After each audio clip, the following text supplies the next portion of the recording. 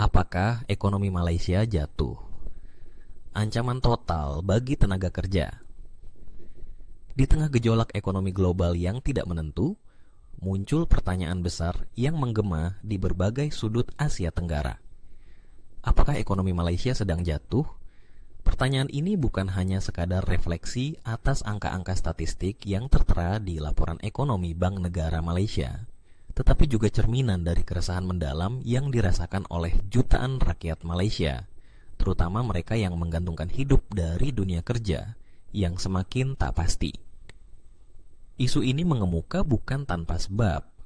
Indikator makroekonomi yang melambat, meningkatnya pengangguran, anjloknya investasi asing langsung, serta lemahnya daya beli masyarakat merupakan sinyal-sinyal genting yang tak bisa lagi diabaikan. Perekonomian Malaysia di persimpangan jalan. Malaysia selama beberapa dekade dikenal sebagai salah satu ekonomi berkembang tercepat di Asia Tenggara. Negara ini menikmati pertumbuhan yang stabil, didorong oleh ekspor komoditas seperti minyak sawit, minyak mentah, gas alam, serta sektor manufaktur yang kuat. Namun, sejak awal dekade 2020-an, ekonomi Malaysia mulai menunjukkan tanda-tanda kelelahan struktural. Pertumbuhan produk domestik bruto, PDB. Malaysia yang sebelumnya konsisten berada di kisaran 5 hingga 6% per tahun, mengalami perlambatan tajam. Pada tahun 2024, pertumbuhan hanya mencapai 2,7%, jauh dari target 4% yang ditetapkan pemerintah. Sementara itu, inflasi merayap naik dan nilai tukar ringgit terhadap dolar Amerika Serikat terus merosot, membuat harga barang impor melonjak dan menekan daya beli masyarakat. Krisis investasi dan pelarian modal asing. Salah satu penyebab utama kemerosotan ekonomi Malaysia adalah menurunnya kepercayaan investor asing. Data dari Malaysian Investment Development Authority, MIDA, menunjukkan penurunan investasi langsung asing, FDI, sebesar 25% sepanjang 2024. Investor besar dari Jepang, Eropa, dan bahkan Tiongkok mulai mengalihkan modal mereka ke Vietnam dan Indonesia, dua negara yang dianggap lebih stabil secara politik dan memiliki prospek ekonomi jangka panjang yang lebih menjanjikan. Mengapa investor hengkang dari Malaysia? Faktor utamanya terletak pada ketidakstabilan politik dan ketidakpastian regulasi. Pemerintahan yang silih berganti sejak pemilu 2018 telah menciptakan kekacauan dalam perumusan kebijakan ekonomi. Setiap pergantian kepemimpinan membawa serta perubahan arah ekonomi yang membuat pelaku usaha kehilangan arah. Selain itu, sejumlah isu seperti korupsi, birokrasi yang tidak efisien, dan konflik antar etnis dalam perumusan kebijakan ekonomi turut memperburuk iklim investasi. Tenaga kerja dalam bahaya, pengangguran dan upah stagnan. Dampak paling nyata dari krisis ekonomi Malaysia dapat dirasakan di pasar tenaga kerja. Tingkat pengangguran nasional saat ini mencapai 5,8%, tertinggi dalam 10 tahun terakhir. Yang lebih mengkhawatirkan, pengangguran di kalangan anak muda berusia antara 18 hingga 25 tahun menyentuh angka 12%. Ini bukan sekadar statistik, ini adalah potret suram generasi muda yang kehilangan harapan di negeri sendiri. Bahkan bagi mereka yang masih memiliki pekerjaan, kondisi tidak jauh lebih baik. Upah real stagnan selama 5 tahun terakhir, sementara biaya hidup terus merangkak naik. Sektor informal seperti gig ekonomi dan pekerja lepas terus berkembang karena kurangnya lapangan pekerjaan formal.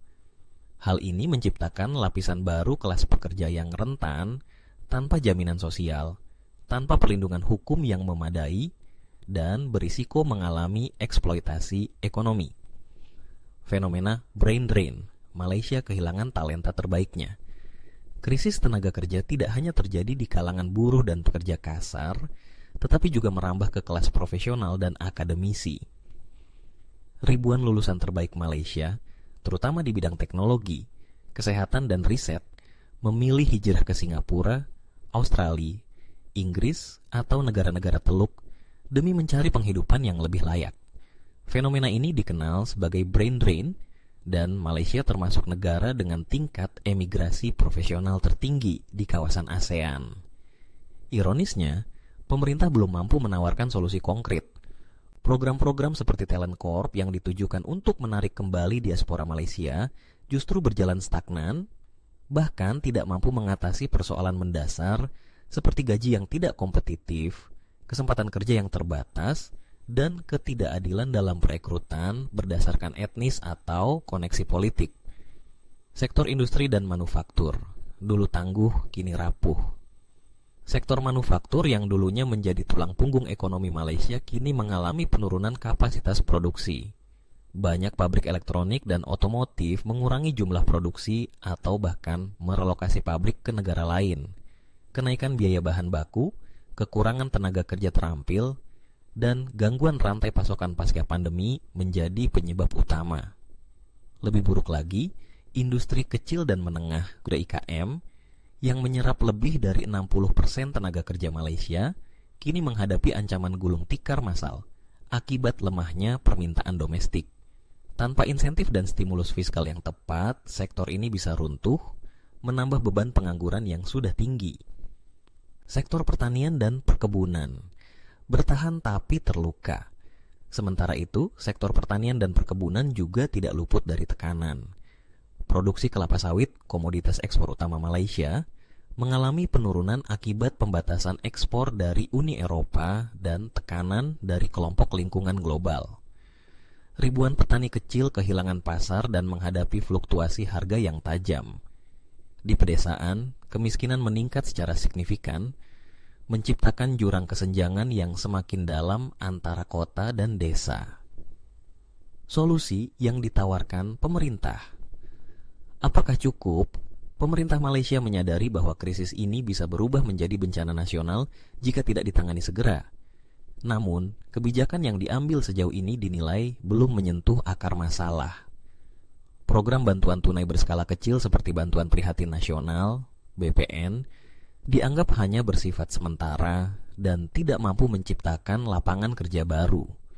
Sementara itu, reformasi struktural seperti pendidikan vokasional, deregulasi investasi, dan penguatan daya saing industri berjalan lambat.